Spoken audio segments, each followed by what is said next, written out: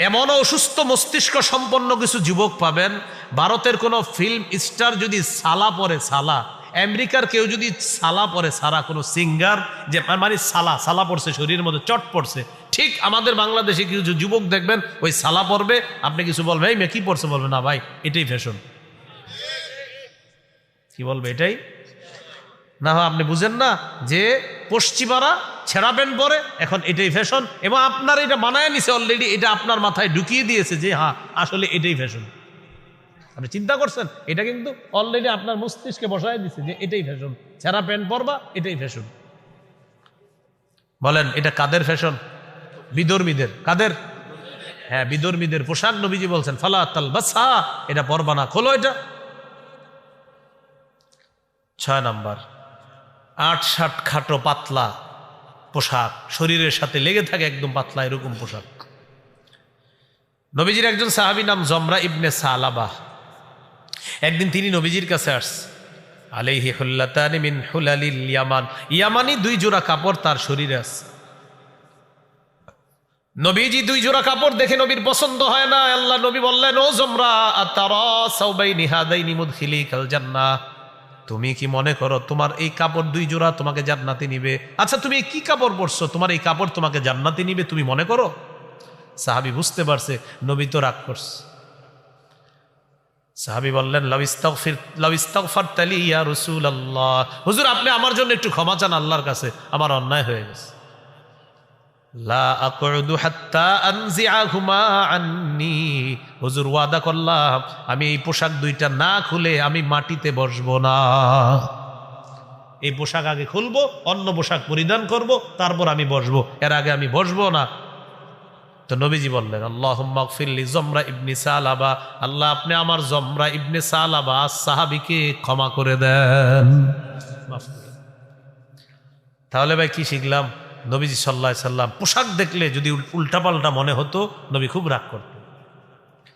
সহিহ মুসলিমের বর্ণনা 2198 নম্বর হাদিস, ক্বালা রাসূলুল্লাহ সাল্লাল্লাহু আলাইহি ওয়াসাল্লাম সিনফানি মিন আহলিন নার লাম আরাহুমা, নবীজি বলেন 2 শ্রেণীর জাহান্নামী যাদেরকে আমি দেখি নাই। 1 নম্বর, কওমুন মাহুম সিয়াতুন কাযনাবিল বাকারি ইয়াদরিবুনা বিহান নাস, 1 নাম্বার এমন সম্প্রদায় যাদের সাথে গরুর লেজের মতো চাবুক থাকবে, লাঠি থাকবে, এই লাঠি দিয়ে মানুষকে আঘাত করবে, জুলুম নির্যাতন করবে, তারা জাহান্নামী। নবী বলেন তাদেরকে আমি দেখি নাই। 2 নাম্বার, ওয়ানিসাউন কাসিয়াতুন আরিয়াত মাইলাতুম মুমিলাত, 2 নাম্বার এমন নারী যেই নারীরা পোশাক পরার পরেও উলঙ্গ, নাউজুবিল্লাহ। এটা আবার কেমন পোশাক? নবী বলেন এমন পাতলা পোশাক যেই পোশাকে সে নিজে অন্যের দিকে আকৃষ্ট হবে, মুমিলাত অন্য পুরুষকে সে তার দিকে আকৃষ্ট করবে। বলেন এই জাতীয় পোশাক নবী বলছে হবে, আপনারা বলেন হবে না চলছে? চলছে, এই জাতীয় পোশাক চলতেছে। রুউসুহুন্না কাসনিমাতিল বুখতিল মাইলা, আল্লাহ নবী বলেন তাদের মাথার চুলগুলা হবে হেলে পড়া ওটের কুজের মতো, ওটের হেলে পড়া কুজের মতো হবে তাদের মাথার চুলগুলা। লা ইয়াদখুলনাল জান্নাতা ওয়া লা ইয়াজিদনা রিহাহা, এরা জান্নাতে যাবে না, জান্নাতের ঘ্রাণও তারা পাবে না, নাউজুবিল্লাহ। এই হলো 2 নাম্বার আলোচনা, মনে আসেনি? 10টা মৌলিক আলোচনা, এটা হলো 2 নাম্বার। 1 নাম্বার, ইসলামী সভ্যতা গ্রহণের পরিবর্তে বিজাতীয় কালচার চাপায়া দিবে ওই ইহুদি খ্রিস্টানদেরকে অভিভাবক মানলে। 2 নাম্বার, পাতলা পোশাক উঠাইয়া দিবে আমাদের মা বোনদের শরীরে। এটা বলার জন্য ইসলামী পোশাক 3 প্রকার নিয়ে আলোচনা করলাম, যে ইসলামী পোশাকের মৌলিক 3টা নীতিমালা, ওয়াজিব পোশাক, মুস্তাহাব পোশাক, আর একটা হলো হারাম পোশাক। এই হারাম পোশাকটা ওই যাদেরকে অভিভাবক মানতেছি তারা আমাদের উপর চাপিয়ে দিচ্ছে। 3 নাম্বার, উল্কি আঁকা, টেটু আঁকা। টেটু চিনেননি? এখন ইলেকট্রিক শক দিয়ে টেটু আঁকে, উল্কি আঁকে। বিসমিল্লাহির রহমানির রহিম, ইয়া বাড়ায় না আওয়াজ, ইয়া আওয়াজ বাড়াইছেন, আলহামদুলিল্লাহর আওয়াজ, এখন আওয়াজ বাড়ছে, কমান। হ্যাঁ, يا أيها الذين آمنوا لا تتخذوا اليهود والنصارى أولياء بعضهم أولياء بعض ومن يتولهم منكم فإنه منهم إن الله لا يهدي القوم الظالمين وقال رسول الله صلى الله عليه وسلم من تشبه بقوم فهو منهم أو كما قال عليه الصلاة والسلام اللهم صل على محمد وعلى آل محمد كما صليت على